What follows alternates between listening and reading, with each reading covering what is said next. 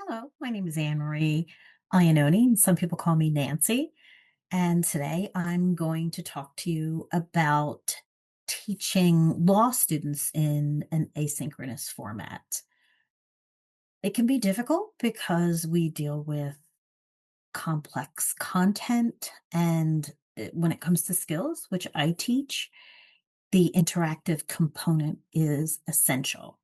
So I have kind of figured out a way to make the asynchronous process both effective and very personal for students. And I receive a lot of positive feedback from our students. So this is basically what I've been teaching for the past 35 semesters or so. Uh, in the 90s, way back in the 90s in ancient history, I taught legal research and writing, and that was a first year class for the first 2 semesters that students were in law school. I came back after years away from that and started teaching other classes, among them academic success programming for first year law students, which are skills based classes that are typically non-credited in the fall and in the spring. A class called Critical Legal Analysis for second year law students with a certain GPA that again focuses on skills. Writing for the bar, which is the class I'll be talking about today for both second year and third year students, whoever signs up, happens to sign up for it. The common law capstone class, which is in our law students' third year, which is focused on preparing students for the bar exam. So the third year for full-time students is their last year, and then for part-time students, it's the fourth year that they'd have common law capstone. And finally, I do a lot of graduate support for students who are preparing to take the bar exam. So the class that I started this asynchronous learning and this kind of video feedback, and it's sort of moved into some of the other classes I teach as well because it's so successful. But this class is called Writing for the Bar Exam. It's an essay writing class because our current bar exam has 6 essays. It's fully asynchronous. We have 2 campuses in Camden and Newark, and they're quite far apart. So this makes it a little easier for students from both campuses to have the same experience. Because I'm so busy during the semester, this course is taught over summer breaks and the very short winter break. And again, it's open to second year law students and third year law students. And if you're not familiar with teaching law school, when it says 1L, 2L, 3L, that refers to your year. Now, the keys to success that I've learned in doing this process, organization, incorporating self-assessment effectively, and using group and individual videos in a very effective and personal way. So, first, organization. I'll be talking about these things in general, but first, pardon me, have the entire course open before it begins. Be very, very organized, have it all ready before the students see it at all. 2, setting very clear expectations. 3, having effective macro structure. 4, having effective microstructure. So, when I say having the entire course open before it begins, remember that I'm teaching these courses over the summer and over the winter. Over the summer, we have 7 weeks instead of the 14 weeks. So we're compressing a 14-week class into 7 weeks. And in the winter, it's compressed even further, from anywhere from 6 to 8 days. There's also, sometimes I do a summer class that's during the compressed time as well. It kind of depends. So I might have a summer class that's that compressed as well. When you have a writing class and you have a feedback component, that's time. That's time the students have to put in. That's time that you have to put in. If you open that entire class, if you have an entire course ready and open, you can start early. And when you start early, meaning you can put it up early before it's really scheduled. If it's a 6 to 8 day class, if you put that up 3 weeks early, you have 3 weeks. I can spread out my labor by starting it early. The students, that for their own convenience and their own pacing, it's very stressful to take a compressed class. They can kind of spread out a little and budget their time better. It also gives students who may not know what they're in for a heads up. So if the entire course is open and available, then students who are signed up can see it and make a decision if they really want to be in that class before the official add drop period. That way, if those people drop, other people who are interested in taking that class can add before the add drop time expires. So it's good for the students, and I make sure I have a full roster if I can. So um, in this organization theme, having clear expectations of that the students can see, communicating those expectations in advance, giving them specific time estimates, and showing the steps that they have to follow. This is throughout the entire course web page, making sure they can see clearly everything they have to do next, making it very user friendly. The student is the user, I'm the creator. So I have to make sure that things are set up for my user to be as easy as possible. So this is an example of the beginning part of my communication to a student, to all the students. It would be in an announcement, it would be in the first module, it would be set up so that they can see, they open this early, they think they're, signed up for one thing, and then they look and they can say, oh, this is how much time this is going to take. It's too much for me. Or this is how much time this is going to take, and I'm going to have to budget my time. If they do participate in the class and the way it's officially set up in this very compressed period of time, they are going to have to make sure that the time that they need to budget is available during that compressed time. So it helps them make decisions. So this would be me sharing with them what they can expect out of the first day of this 6 to 7 day compressed class. The second day, very specific and written out very specifically for them so that they can see that. Um, Second is macro structure, and by that I mean within the modules. You have to be very organized in terms of your macro structure. So here you see a screenshot of my course web page with the modules collapsed so you can see just the modules. It starts out with it actually has a course essentials module at the beginning, and then a module for introductory materials, where we step through how to write, examples of an essay writing, how to study, how to write. Then there are modules for each topic. And since this is a compressed class, I have each module labeled by day: day 1, day 2, day 3, day 4, day 5, day 6. And then each module identifies what it is. It's very specific. I put the day and the date on each of these modules so that they can go exactly where they need to be, when they need to be there. And then there's a closing module, which kind of wraps everything up and adds in an introduction to performance tests, which is beyond the scope of the class, but I put it in there so they have it. Then we have microstructure, meaning within the module itself, you have to have a very tight, specific microstructure so that the students, they're not in front of you. You're not having initial conversations with them. So everything has to be as clear as possible when they can see. They might be sitting down to start at 11 p.m. I'm sleeping, so I'm not going to respond to a text or an email that late. So it has to be as much as possible laid out for them. So the substantive modules are the core topics for the bar exam, the ones I'm using at least, torts, evidence, etc. And within that module, it's one step at a time.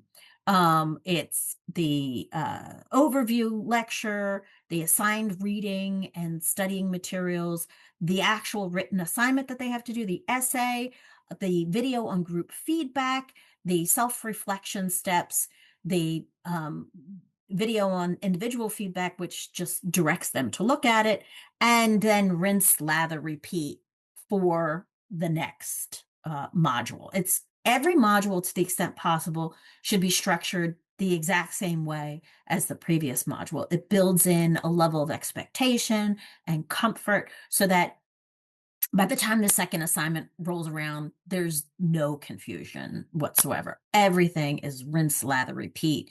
And it makes sense for the way the process is too, that about which I'll talk later. In addition to organization, there is a heavy component of self-assessment in this asynchronous module, meaning that the students are involved very heavily in their own learning. It's based on self-regulated learning theory.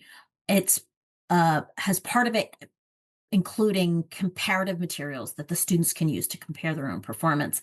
And it provides a framework for success for the students beyond my class, especially because I'm thinking about bar passage. So the self-regulated learning theory, which I'm sure many of you have learned before, is basically plan to do something, do it, reflect on how you did it, and then build changes into your plan for the next time to be more successful. And that's basically what this rinse, lather, repeat cycle is based on, the self-regulated learning theory, so that students are learning the skill of effective bar exam essay writing in a very rhythmic way, where they're doing essay after essay after essay. This can be a challenge because we're constantly changing, for the bar exam, we're constantly changing the substantive law. So it's hard to build up a comfort level for students, which is why the process of writing this way is focused on the things that you can repeat from essay to essay, but also I address the things that are unique to that essay and to that content as well. So they're learning some substance as well. It's not just skills, it's also how to address specific substance in that particular area of law for a bar exam essay question.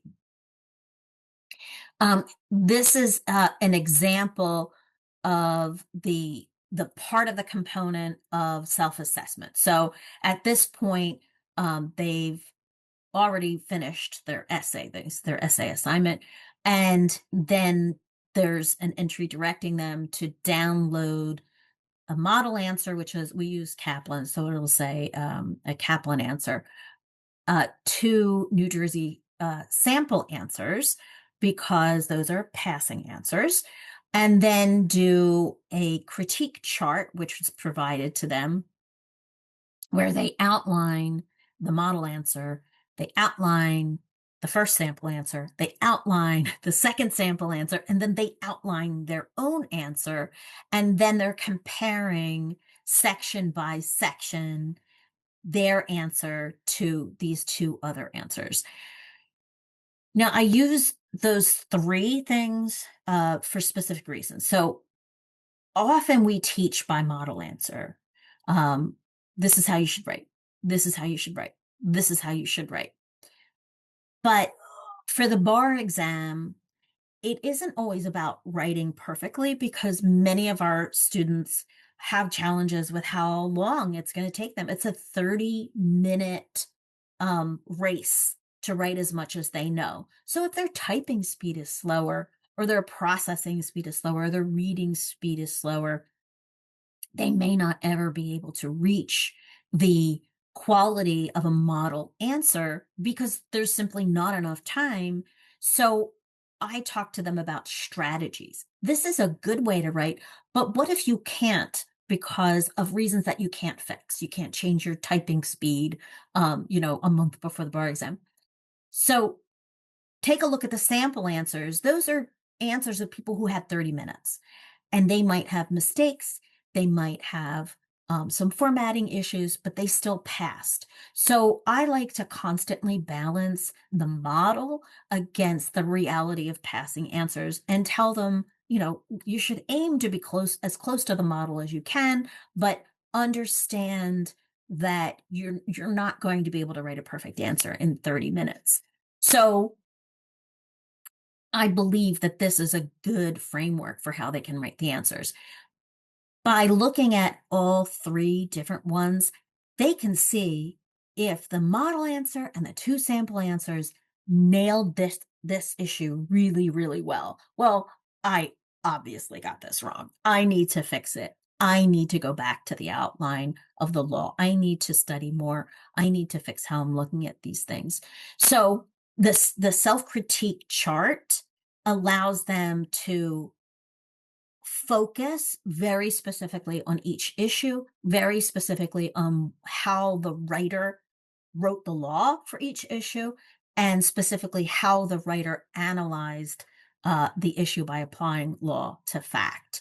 By hyper focusing on those things and forcing them to do so in this chart, they're better able to see what they did wrong, and then they're prepared to answer questions in a self critique exercise. Um, and then they can adjust the plan that they have for the next time they write an essay. So I find this to be very effective. And this technique has yielded a variety of different responses from students that are both surprising and really pleasant. And I'll talk to you about that in a second. So here's the chart, and as you can see, it's isolating. Um, the way we view legal writing is you isolate an issue, you have an IRAC, you identify the issue, you explain the law, you apply the law, and you conclude. The meat of that, the heart of that, is explaining the law and applying the law. So by splitting it up by issue, by putting the chart this way, it not only allows them to isolate the comparison, so they're comparing apples to apples and oranges to oranges, but it also constantly reinforces the solid rhythm of legal writing. Explain the law, apply the law. Explain the law, apply the law. So it's very, very effective. Then we have the self-critique exercise, which is done after the chart. This is where they have to go in and specifically look at these questions and answer them. Answer the questions about how they wrote a rule. And this is after they've compared to the other answers. Analyze specifically how they applied that rule to the exam or the essay facts. And then not just identify what they did wrong, but what do I have to do to fix it? How do I adjust my plan? So that's the self-regulated learning theory. How do I adjust my plan? For example, um, did I have a specific rule section for each issue? Okay, what if I didn't, what should I do? How do I correct it? Did I get the issue generally? Was I in the right universe? Maybe I need to go back to the law and study that again. Um, if I give too much context, if I'm answering that in a question, think about what I can cut. What is what I call pointless, meaning it's not necessarily pointless in the way we use it. It's pointless in that it's not bearing those fruits, not giving fruit. It's not as being assigned points. So the same way in application, did I do this? Did I not do this? How can I fix it? So this entire process is geared towards that, not only reflecting on what I did wrong, but also how I can fix it. So all of this is done in advance. This is all part of the assignment. If they can perfect this way of studying, they're going to have success well beyond participating in my class. I need them to be successful in the bar exam. Most of them are going to be studying for the July exam, within a year of the time that I see them. Some of them take it in February. That process is a self-driven process. There are providers that have structured classes for them to do bar prep, but there's no immediate grade kind of hanging on things. There's no, if you don't do this by this, you have a consequence. There's no, if you haven't attended so many classes, you can't sit for the final. All of those things that are in law school are gone. And the student has to deal with themselves being really the aggressor in their own educational process. So this learning structure, I hope to encourage that. If they can do this process of self-critique and internalize that um, ritual when they're headed towards their summer bar prep, they can incorporate a self-critique process where they're learning based on their bar exam providers um, sample answer, comparing it to their answer, long before they receive feedback from a grader. The feedback from a grader in the summer can vary greatly. Some of them are not so great, some of them are pretty good, but it is limited. It's a two-dimensional feedback. If the student, my goal and what I tell them is if you can do this and have this process of self-critique finished before you hear back from the grader over the summer, you should already know what the grader is going to tell you because you've already done the heavy lifting. So this is my hope. Now enter my favorite part of it, which is the video part and how that makes the whole process personal. I use videos in the general setup and also feedback, and I think it's very, very effective for students, particularly in an asynchronous environment. And also there's work to be done beyond that, of course, as well. So, how do I use videos in setup? I introduce the course. Of course, I talk about the bar exam and how to write and how to study and how to practice. I have videos and PowerPoints set up in advance so that they can see those. And they're all set up in the introductory session. It's all organized, it's all set forth, it's broken down into pieces so that they can see those pieces. And it's all set forth in advance. As you can see, it's all set forth in advance. In the topic setup, which is the substantive topic setup, I introduce the topic via video. I provide a slice of the larger substance. So, for example, here you see a slide for criminal procedure. I'm not talking about everything in criminal procedure. I'm giving a slice of the substance for criminal procedure, enough for them to be able to do that essay. I do it to isolate the skill set of that essay writing, but because I don't have it addressing their memorization of all the law because that's going to come later when they're studying for the bar exam. Right now, for this class, it's focused on the skill set of understanding a piece of substance, substantive law, and being able to apply it effectively in the skill set of essay writing. After they see the video, then they do the assignment. Their next step is to watch a video on the feedback. It's post essay. It's illustrating how the substantive law that was addressed in the initial video is applied to the essay and the feedback in that. And you can see it. This is a slide from in the middle. The right is the first slide to my evidence essay review. And then there's a slide for the middle of it where we're specifically talking about a specific piece of evidence, and I'm running through it. After they see the group feedback video, they then do the self-critique process where they do the chart that I mentioned, and they're answering questions about what they did and what they did do.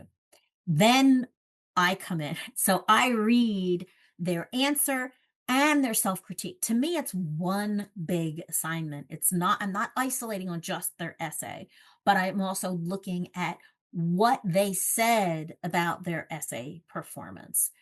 So, the keys to doing individual video feedback: make it personal. This is an asynchronous class. It's hard to do it personally. It's they're not there, they're not in front of you. They're not you can't see their faces, you can't see them smiling or looking confused. But this video helps you make them feel like they're getting a very personal experience. So you should make the videos very, very personally. Act interactively, as much as possible, even if they're not in front of you, but act as if they are. Do the body gestures, the facial expressions, um, give it a little emphasis and acting ability. And it's not actually acting, it's feeling. Um, Build on what they have observed. So you've read their self critique. They have already caught what they did. So the actual mistake of missing something turns into a positive comment that they were able to identify what they did wrong. So I'll say, I can see you've already caught that. I can see that you've already seen what you did wrong here. And so that kind of it's very reassuring to them that they're on the right track, because that's the key, is that they're able to learn from this process so that they can get better at this whole thing.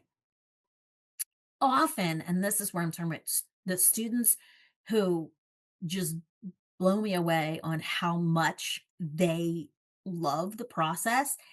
The students who get the most out of this turn this whole thing into a detailed conversation.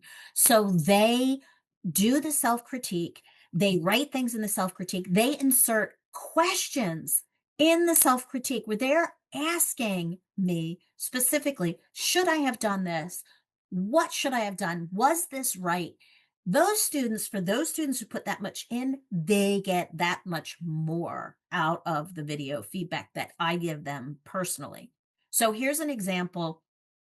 On the right, you can see it looks like the photos from a photo booth, a photo strip, but it's videos of me within the comment section of their assignment. There is an issue with Canvas where it's hard to do really long videos. I used to, before Canvas had the built-in video option, I used to record these on Zoom, then download them, then upload them into the comment. And you had the benefit of having one long video in one place, but it took a long time. It was logistically challenging. Here, I can do these videos. This is about 10 minutes of me talking to a student, but because Canvas has kind of eaten videos if I do them too long, I try to limit them to 2.5 minutes. If you're getting over 2.5 minutes, you run the risk of it getting eaten. I have accidentally gone up to over 3 minutes and it still takes it. However, recently I did one, I accidentally went over 4 minutes and it was gone. So, and then it's discouraging because it's a waste of time. So, um, try to keep your videos under 3 minutes, depending on how good your connection is where you are and how busy Canvas is. At least that's what I think.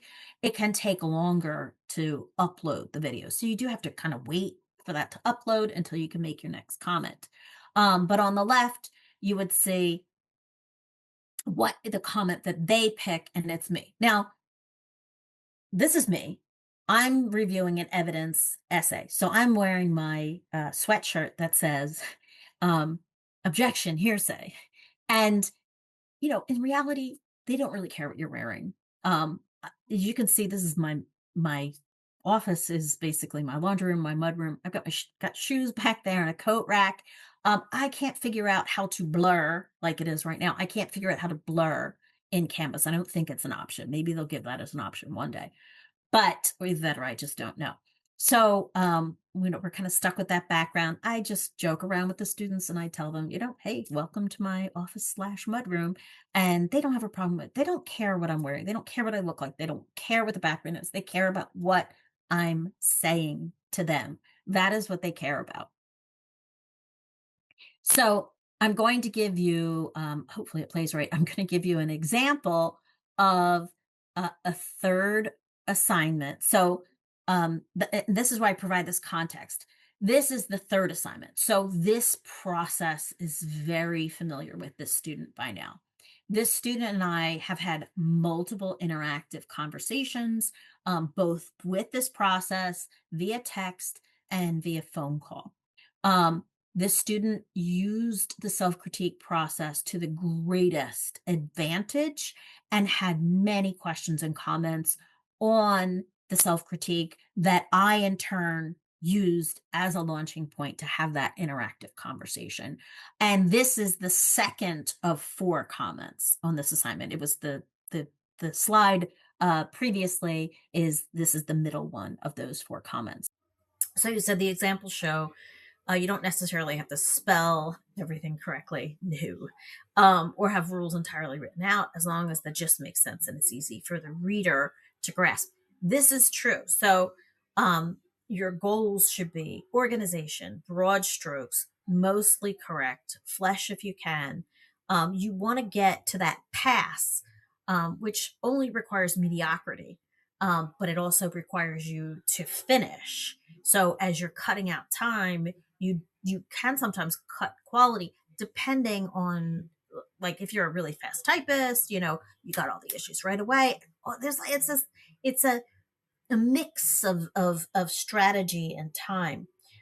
Basically, if you get the issue, if you basically get the law, if you understand the important facts, you're good. And to save yourself time, you can trim a lot of the background stuff that you put in the law. So it can be hard to get that right balance, though. All right, let's keep an eye on my time. Your number one was very good, but I do want to address two things. I hope I don't run out of time.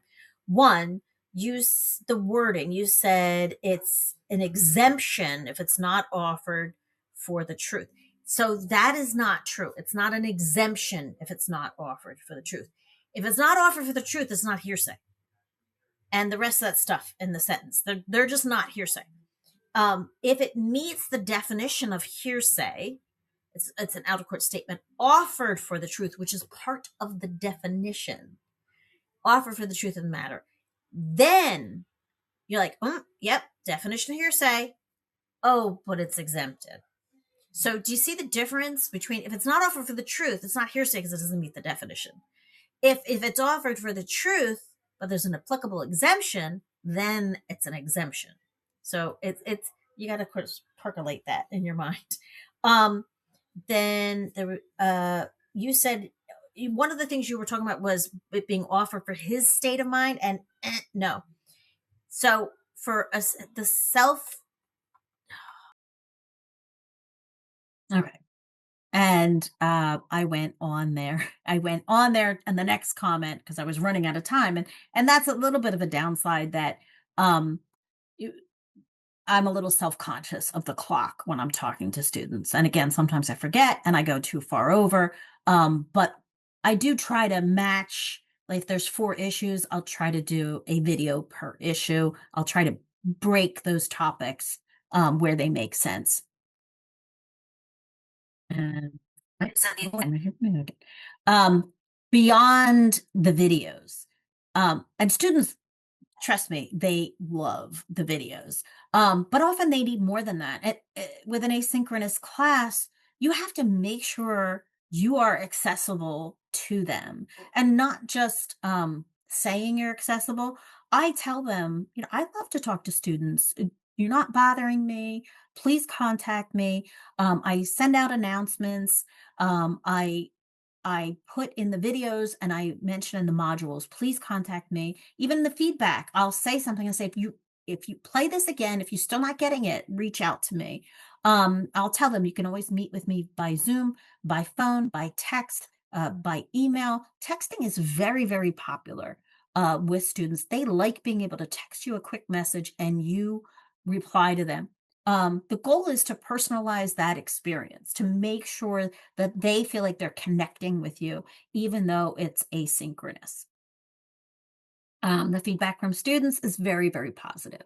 I get emails, I get text messages that they are very grateful to have taken the class. They love the video feedback. I have incorporated video feedback into other classes that are not fully asynchronous classes and asked those students, well, okay, I'm experimenting with this. What do you think? And they love it as well. So I think it is something that's very helpful.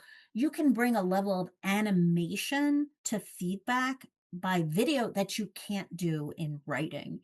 Sometimes I combine, I'll make specific remarks in a written product. This is for another class. I'll make specific remarks in a written product and then complement that with video feedback.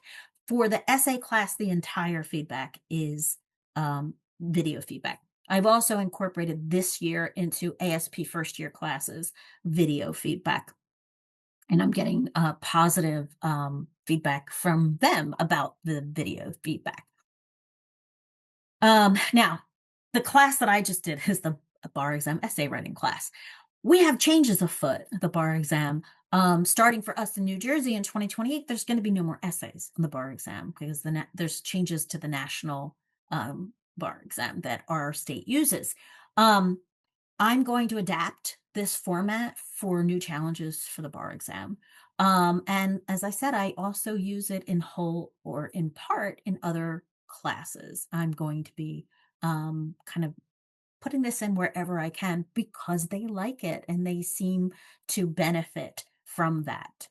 And they do really enjoy the video feedback. And there's my goal, a graduating student who's happy and prepared to take the bar exam. That's the photo. And please contact me via email if you have any questions. Thank you.